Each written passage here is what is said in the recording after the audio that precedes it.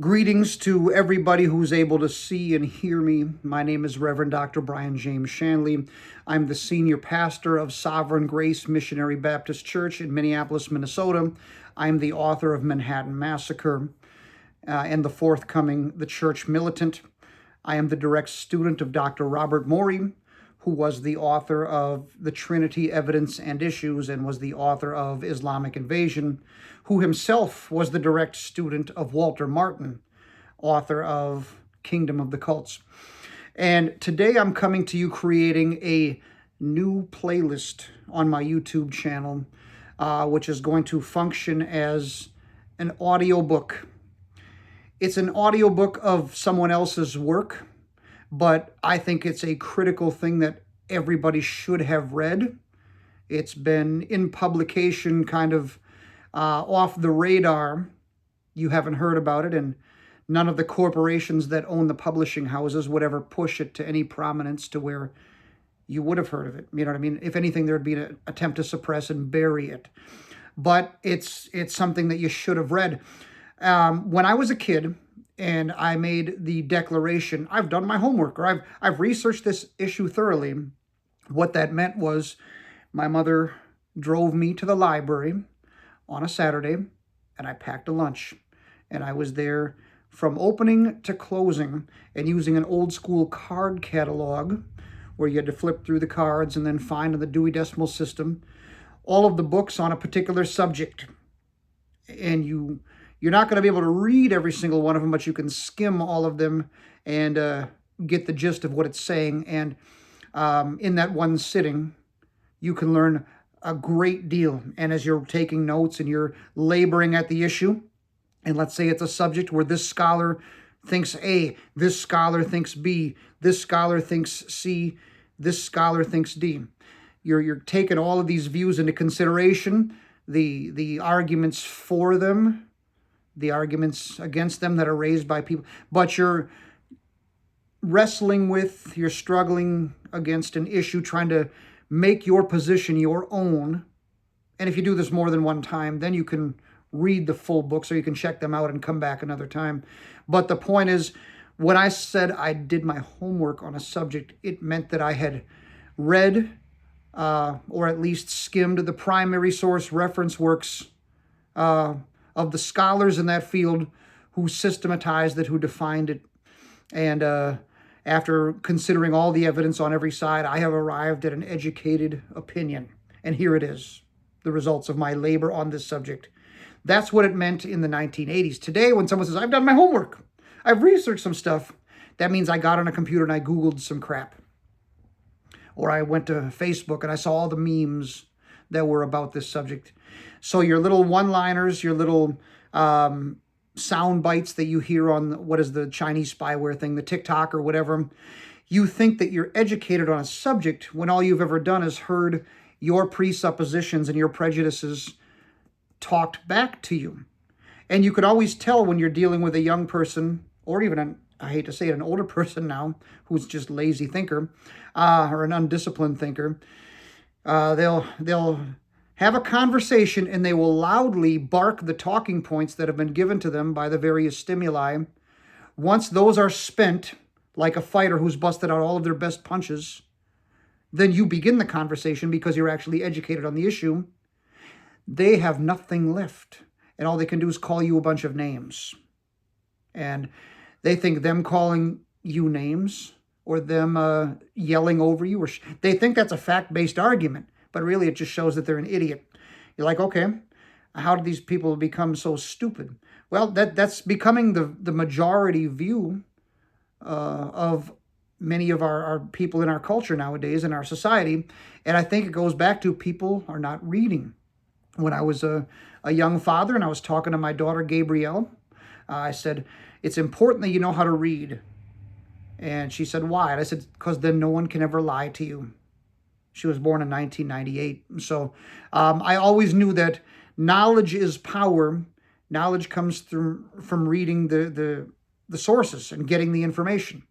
So if you know from the sources that A is true, when the corporations that own the media channels and the publishing houses and whatever tell you a different thing, you recognize it instantly as bullcrap because you've been trained properly, all right? And so reading is a very big deal, but people don't do it. Okay, people are busy. They think they're important. We've got grown men that play video games. I don't pretend to understand it, but it's a very big deal. Like you'll be talking to a dude and he'll be talking about they're talking about a TV show. No, grown men are having a half an hour conversation about a video game. And it's like if I could go back to 1982 or whatever and see a bunch of dudes that were born in the 50s and the 40s hanging out all day at their house playing the Atari 2600, playing Pitfall and Pac-Man. That did not exist in my generation because the grown men were out doing grown men stuff and producing and securing the future for their children. But we've told our kids now that your 20s are basically an extension of your teen years. And by the time you're 30, maybe you can begin the process of becoming an adult.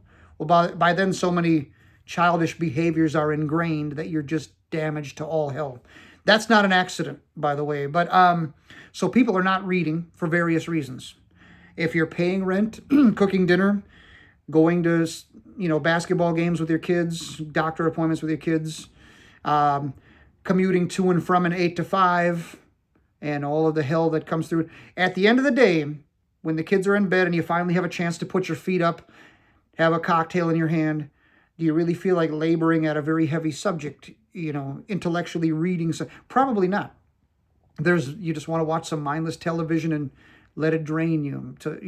Take it, what was the Calgon, take it away, the bath commercials from I'm dating myself now, but you just want something to come in and take it all away. And so the concept of laboring at something and reading.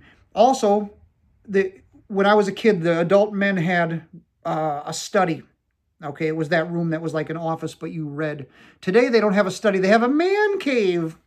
And instead of books, they have a television and video games and whatever else. Some have a pool thing. Nothing inherently wrong with it. But if you are getting, the shallowness of the culture and entertainment in place of the concept of trying to become smarter and better, you're doing harm to yourself and harm to those people that depend on you to be the man and to make educated decisions for the future direction of your family.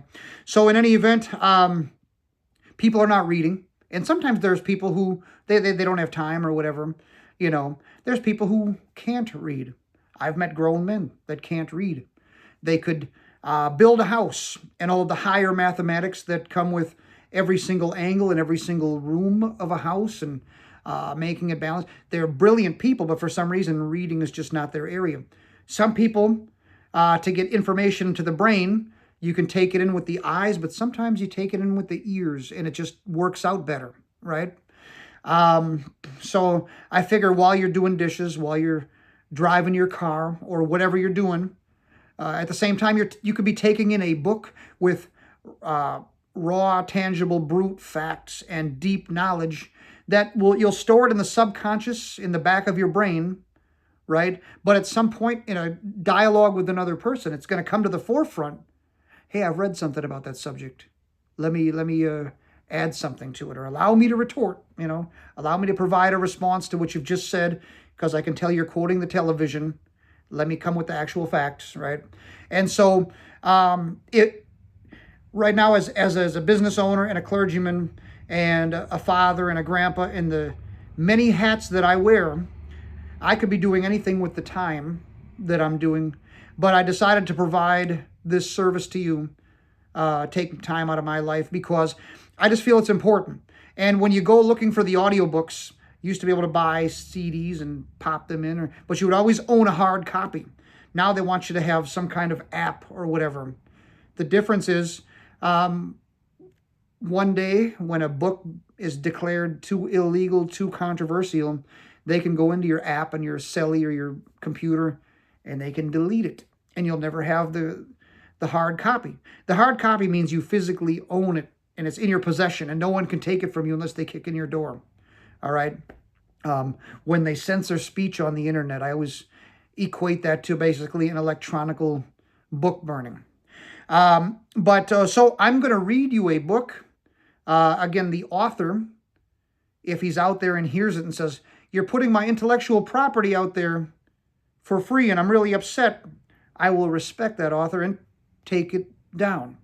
However, if that author says, "Hey, my book that was under the radar is getting a new publicity for a new generation, thank you," that's great too.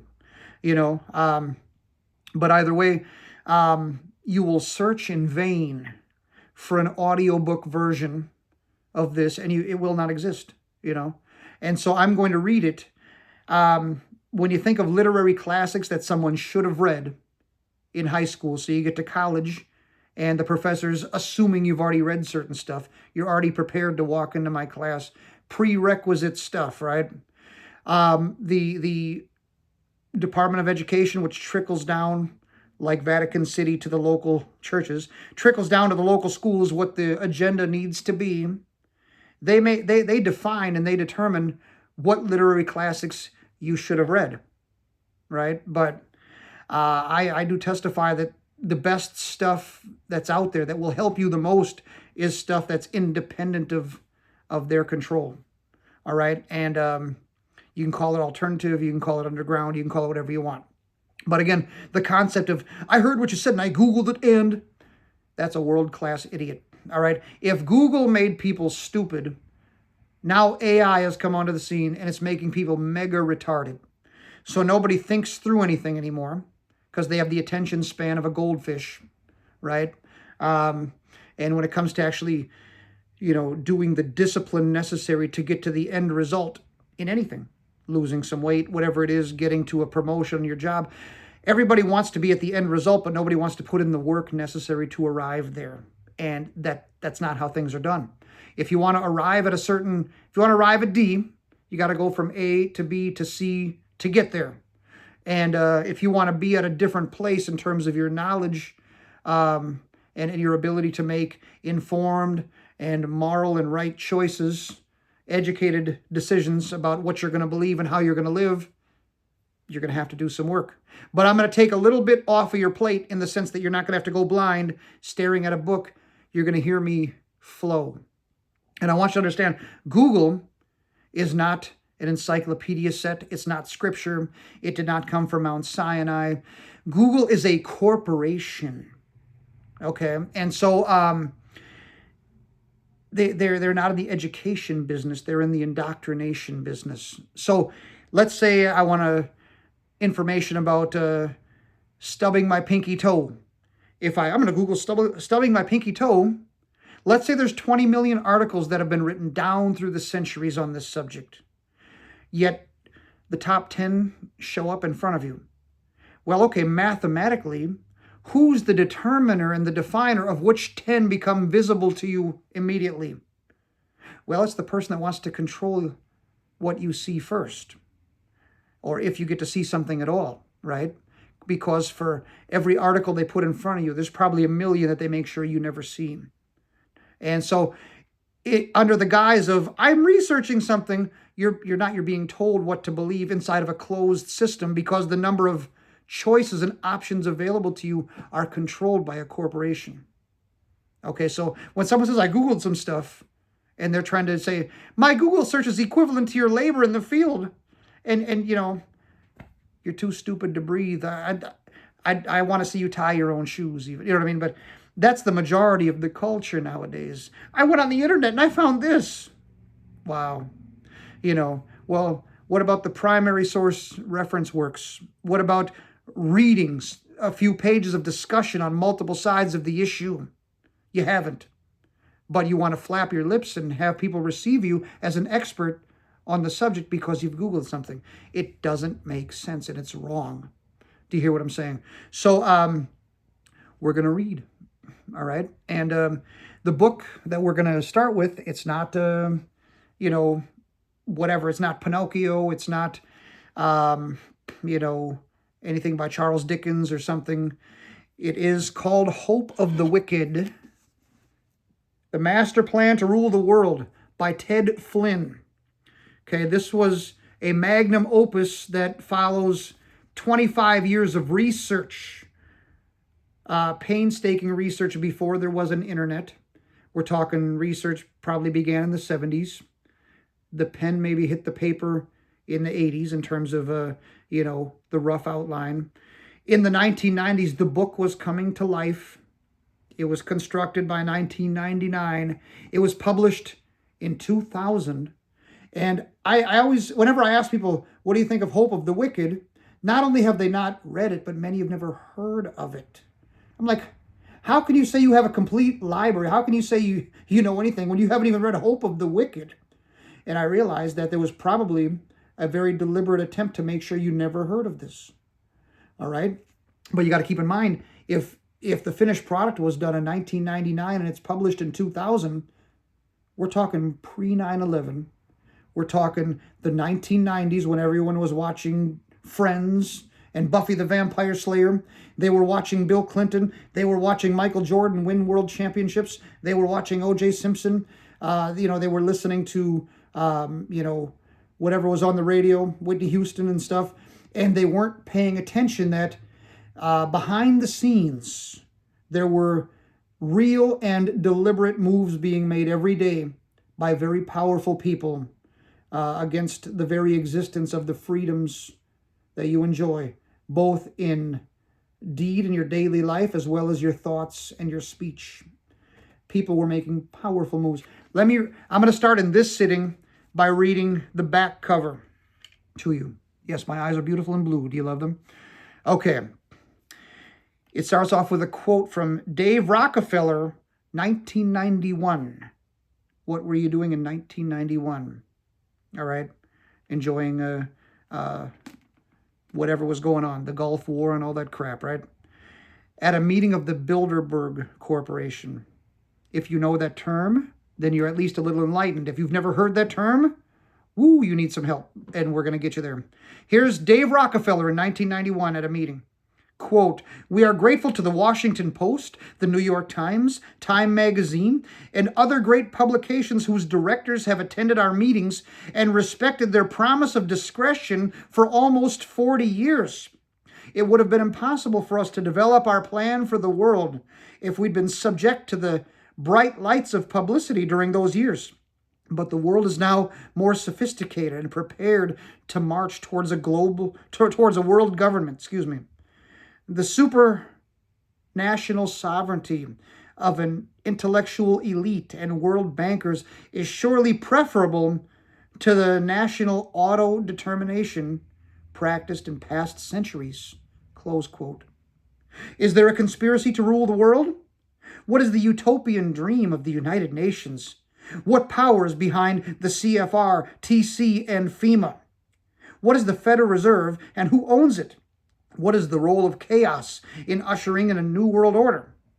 How are the Constitution and national sovereignty being subverted? How long is the reach of the United Nations? How does new technology destroy your right to privacy? How will the plans of the global elite affect you and your family? President George W. Bush, addressing the UN General Assembly on February 1st, 1992, quote, "It is the sacred principles enshrined in the United Nations Charter to which the American people will henceforth pledge their allegiance."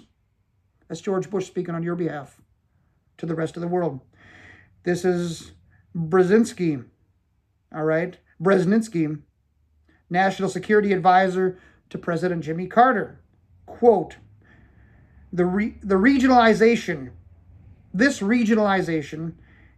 I'm messing this up. I'm still better than the CNN reporter that's reading a teleprompter. I screw up far less, all right? I'm blind as a bat up in here. All right. This big new Brzezinski, National Security Advisor to President Jimmy Carter. This is a representative of you, all right, if you're a citizen, taxpayer, and voter in America. Quote, "This regionalization is in keeping with the trilateral plan, which calls for a gradual convergence of East and West, ultimately leading toward the goal of one world government. National sovereignty is no longer a viable concept, close quote. That's during the Carter years. We're talking the 70s. This is Strobe Talbot, former Deputy Secretary of State and Bill Clinton's Oxford roommate, talking to Time magazine, July 1992. Quote, nationhood as we know it will be obsolete. All states will recognize a single global authority. National sovereignty wasn't such a great idea after all, close quote. That's scary. This is Benjamin Disraeli, the Prime Minister of Great Britain, 1844. Not 1944, 1844. That shows you how far back this thing goes. He says, quote, so you see, the world is governed by very different personages from what is imagined by those who are not behind the scenes. Close quote. And finally, Winston Churchill. Winston Churchill, a British hero, right? After World War II, we're talking 1945-ish. Quote, the creation of an authoritative world order is the ultimate aim toward which we must strive. Close quote. People who are in positions of power have always sought to have the entire planet under one centralized, strong, totalitarian, technocratic regime. All right. And I'm reminded of Daniel chapter 7, in which there's a beast that will devour the entire planet, which we've always interpreted to be the one world socialist government of the Antichrist, which will be, the populace will be made hyper-suggestible to bow down to it based on the one world ecumenical religion of the false prophet. It'll be a 1-2 punch, both politically, economically, and ecclesiastically, that will enslave the entire planet until such a time as Messiah makes his second advent and throws it into hell. But before Messiah gets here, we may very well see it. This man is writing these things in the 1990s. He's researching them in the 1980s and the 1970s. This book is ahead of its time. I'll be reading it to you in forthcoming chapters of this playlist, or whatever you want to call it. And you're going to think, wow, was this written last month? Was this written in the 2020s? No. This has been around for a quarter of a century. We're a quarter of the way into the 21st century. This man's telling you the 21st century is coming. Here's what it's going to look like. Here's what it's going to sound like. Here's what it's going to feel like. And you're going to see some of this stuff. The stuff he's talking about that's coming, you're living some of it now. Some of you don't even know it, all right? You're just off to the next, NFL game. You care who's going to win the championship, what the next vacation's going to be, what the next experience is going to be. And while you're doing all that crap and you're laughing and you're being entertained, someone somewhere is coming for your freedom and that of your children. And so, very important book. This book changed my life, and I hope that it will do something positive in your life also. And Brother Flynn, if you're able to hear my voice, I hope that you're happy that I'm making your work available to a whole new generation of people who otherwise would never have heard of it. But if for any reason you're displeased at the fact that I'm reading it, please tell me. I'll comply with you. But people who are kept uneducated by way of Google and all the corporations and now AI, what happens? People who are either too stupid or too immoral to make proper decisions for themselves, they listen to the elites and they listen to the quote-unquote experts, all right? People who are uninformed, they do nothing but take orders, and they want a whole planet of people who take orders. And the most recent example, during the so-called pandemic, the Chinese flu, did you change your life? When they told you to stay home, did you stay home? When they told you to wear a mask, did you wear a mask? When they told you to stand 6 feet apart, did you stand 6 feet apart? That was a test run to see how many of you would bow down and take orders without asking any questions whatsoever. How many would carry the bucket? You're endangering us all. It's a cold with a 99.98% survival rating. We all need to be afraid for our lives. bunch of mask-wearing, order-taking mugs. I changed my life 0%. I kept working. I kept going to restaurants. The restaurants that were closed, I just went to those that were open. I would not wear a mask. I did not own a mask. I wore a mask 3 times, and they were all having to do with going to a medical facility. And that was it. Otherwise, a doctor wouldn't see me. But I did not own a mask. And if you owned a mask, if you wore a mask, I even went to churches where they took your temperature to walk in. So I walked out, right? But you can see who the conformists were, because it was the people who they get their information from the corporate-owned mainstream media complex, and the talking points that are authored by those marketing departments, they were spitting them out. Mask up! That's a sneak preview of coming attractions. Before all the streaming crap, we used to go to the movies. And if you're there to see The Karate Kid, before The Karate Kid starts, you have the commercials. Goonies is coming next year. Gremlins is coming next year. You'd see a trailer. The kids call it a trailer, right? Be a preview. It's a sneak preview of coming attractions, but eventually that movie's going to be here. Here's a taste of what it is. The Chinese flu pandemic, whatever you want to call it, the COVID-19, was a sneak preview of coming attractions. And I'm on record being against it. And if you bowed down, if you took the orders, if you listened to the people in power simply because they're in power, then if you bowed down and licked the boots of the tyrant, then you need this book, because you need to undo everything that was in your mind that made you think, yes, elites, your wish is my command. Command me, please. Stuff like this will break you free from it. So we're going to read Hope of the Wicked and listen and live. And like I said, while you're doing other things, traveling in the car, whatever, doing dishes, housework, mopping the floor, you will be taking in, instead of the eye reading, you'll be taking in through the ear, and it will still go to the brain, still go to the heart, and eventually still come out of the mouth. And the war of ideas, and I'm happy that Brother Alex Jones called his organization back in 1994, called it InfoWars, because he was right. The battle, the ideological struggle of the 21st century, which was still 6 years away at that point, 16 years away at that point, I think. Math is not the math is not mathing right now, but it was a long time beforehand. He knew that the battle of the 21st century was going to be a battle about information, all right? Not ability to get on a computer and have the computer tell you what your opinion needs to be, but who's willing to think independently of the powers that be. Why are they so gangster about everybody believing the same thing and thinking the same way? Because people who are conformists are easy to control. The COVID thing gave them a sneak preview of who's going to bow down and who's going to ask questions and who's going to be non-compliant. They saw that I'm non-compliant, all right? And if they saw you as compliant, maybe when they do the next one, because they will do another one, you'll be armed with a little bit of... I'm arming you with education. So let's crack this book open, and we'll start reading. God bless and keep you, and this is the first step on a brand new journey in your life. This is a great book, and you should own it. All right, we'll talk soon. God bless you. Bye-bye.